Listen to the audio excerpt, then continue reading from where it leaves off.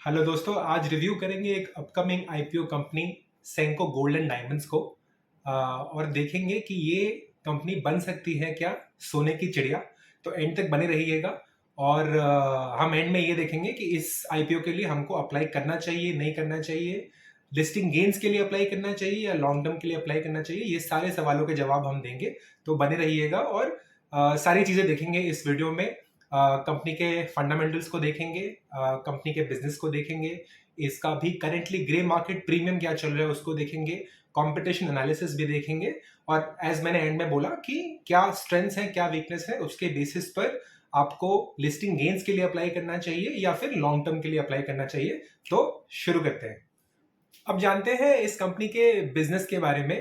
Company 1994 में कलकत्ता में establish हुई थी। ऑलमोस्ट 30 साल का इनका स्ट्रॉन्ग एक्सपीरियंस है इस सेक्टर में। और बिकॉज ये कलकत्ता से इनका एस्टैब्लिशमेंट हुआ है, तो वहाँ के जो लेबर हैं, वहाँ के जो कारीगर हैं, क्योंकि वो काफ़ी अच्छे होते हैं इस फील्ड के अंदर, वहाँ से उनको एक एडवांटेज मिल जाता है।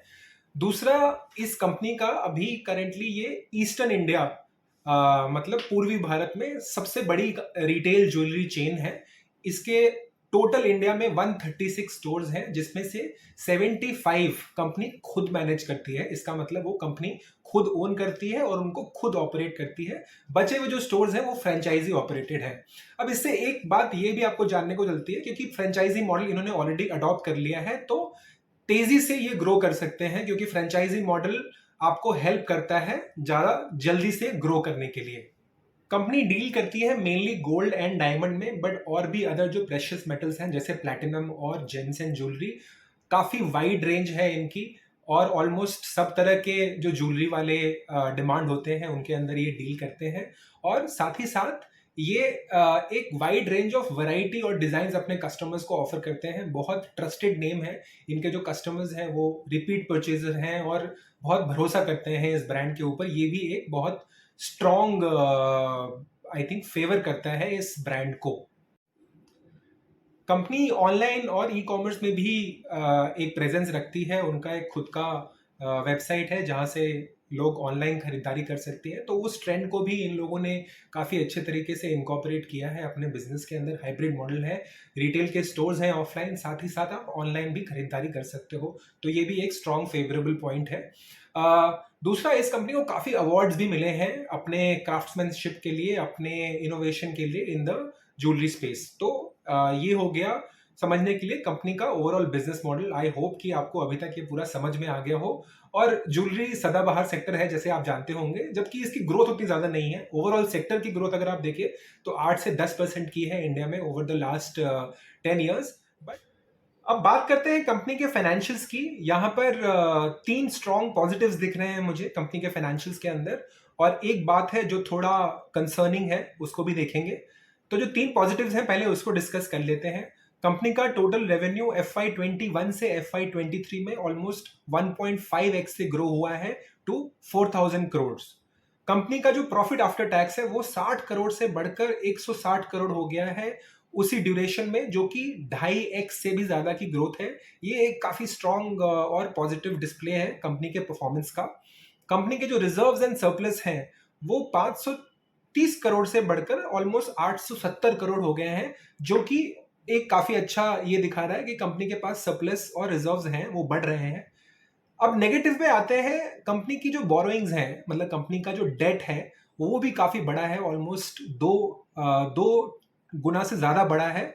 ये एक कंसर्निंग फैक्टर है। यूजुअली लॉन्ग टर्म के अंदर आप ऐसी कंपनियों को प्रेफर करते हैं जिनका डेट टू इक्विटी कम हो और जिनके बैलेंस शीट पर डेट कम हो। उस हिसाब से कंपनी में ये फैक्टर मुझे थोड़ा सा कंसर्निंग लग रहा है।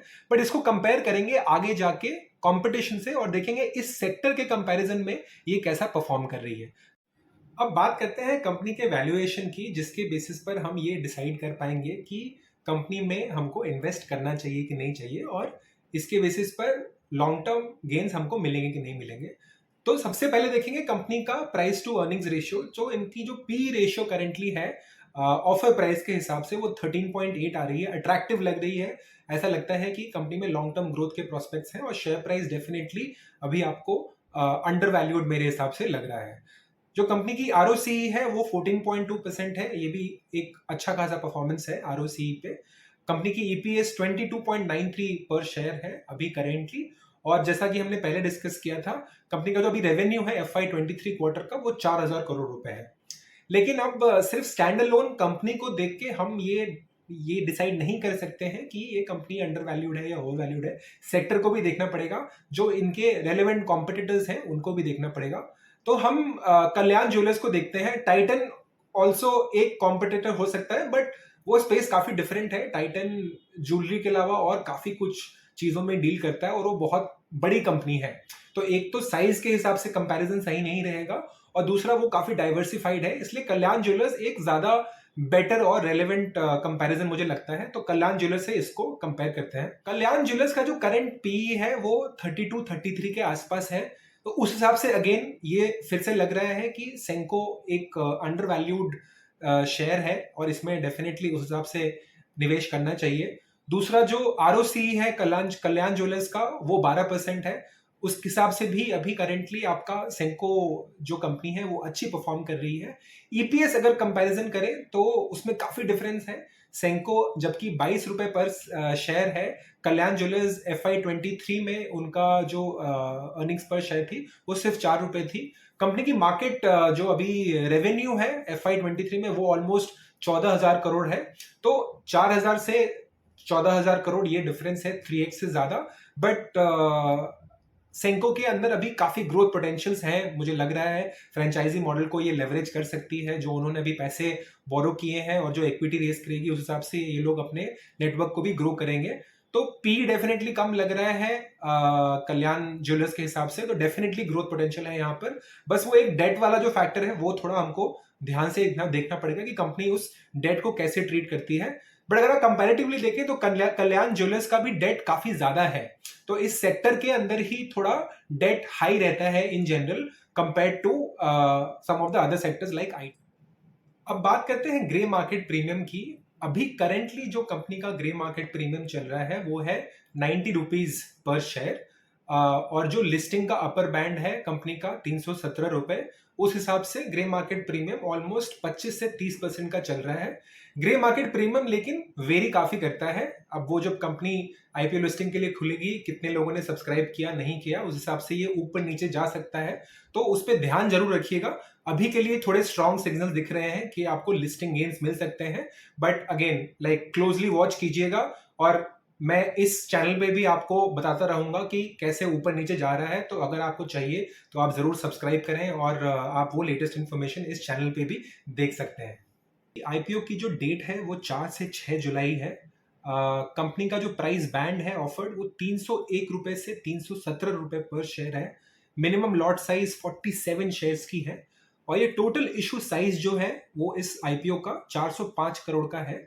इसके अंदर एक गौर करने वाली बात यह है कि इसमें ऑफर फॉर सेल, मतलब कि ये जो 405 करोड़ रुपए ये रेज करेंगे उसमें से 135 करोड़ रुपए ऑलरेडी एग्जिस्टिंग इन्वेस्टर्स वो सेल कर रहे हैं अपने, मतलब वो इस कंपनी से एग्जिट ले रहे हैं। और इसमें सबसे बड़ा नाम है सैफ पार्टनर्स का। इससे एक और थोड़ा डाउनसाइड हो सकता है कि इक्विटी फिर से आपकी बढ़ेगी नहीं कंपनी की, लाइक पार्शियली इक्विटी रिप्लेस हो रही है, तो वो डेट टू इक्विटी पे अगेन अच्छा इंपैक्ट इसका नहीं पड़ेगा। अब इसके अंदर जो रिजर्वेशन है वो भी देख लेते हैं। जो इंस्टीट्यूशनल बिडर्स हैं उनके पास मैक्सिमम 50% का रिजर्व किया गया है कोटा। HNI के अंदर 15% का रिजर्व किया गया है, और बाकी 35% का कोटा रिजर्व किया गया है रिटेल इन्वेस्टर्स के लिए सेंको गोल्ड के आईपीओ के अंदर। दोस्तों अब बात करते हैं फाइनली कि आपको इस आईपीओ में अप्लाई करना चाहिए कि नहीं करना चाहिए, और अगर अप्लाई करना चाहिए तो किस ऑब्जेक्टिव से, लिस्टिंग गेन्स के लिए या फिर लॉन्ग टर्म में इस शेयर में काफी पोटेंशियल है इसलिए। तो सबसे पहले बात करेंगे लिस्टिंग गेन्स की। जैसे मैंने पहले बोला, अभी करंटली जो ग्रे मार्केट इसका प्रीमियम है 25 से 30%, उस हिसाब से लग रहा है कि ये कंपनी आपको लिस्टिंग गेन्स दे सकती है। तो उस हिसाब से ये एक मुनाफे का सौदा हो सकता है टू अप्लाई इस कंपनी के आईपीओ के अंदर।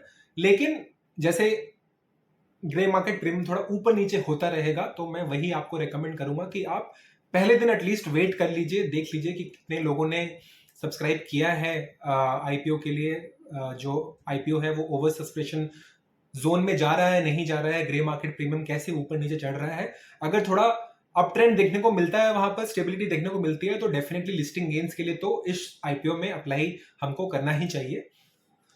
अब लॉन्ग टर्म की अगर बात करें तो क्या ये कंपनी का शेयर हमको अच्छे रिटर्न दे सकता है? उसमें दो फैक्टर्स थे। पहला, कंपनी अंडर वैल्यू डेफिनेटली लग रही है।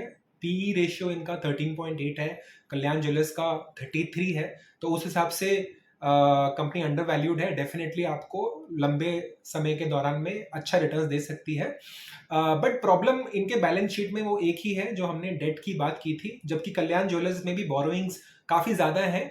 इन जनरल अगर आपके पास एक मौका हो लॉन्ग टर्म में इन्वेस्टेड रहने का, तो आप ऐसी कंपनियों में इन्वेस्ट करें जहां पर डेट टू इक्विटी कम है और कंपनी के अंदर लेवरेज कम है।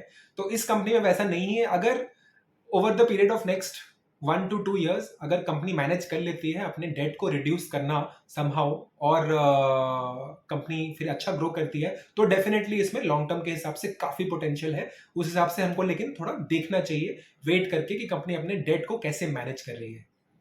तो दोस्तों, आज का ये एनालिसिस यहीं खत्म होती है। आई होप आपको वैल्यूएबल इंफॉर्मेशन मिली हो। सेंको गोल्ड जो आईपीओ है उसमें अप्लाई करना है, नहीं अप्लाई करना है। मेरे चैनल पे म्यूचुअल फंड और शेयर मार्केट से लेकर काफ़ी ज़्यादा मैं नॉलेज शेयर करता हूँ, तो आप प्लीज़ लाइक और सब्सक्राइब ज़रूर कीजिए। और अगर कुछ फीडबैक हो, आपको किसी पर्टिकुलर शेयर के बारे में जानना हो, किसी आईपीओ के बारे में जानना हो, तो कमेंट्स में ज़रूर लिखें। मैं ज़रूर कोशिश करूँगा कि उस पर एक वीडियो बनाऊँ। थैंक यू सो मच बने रहने के लिए।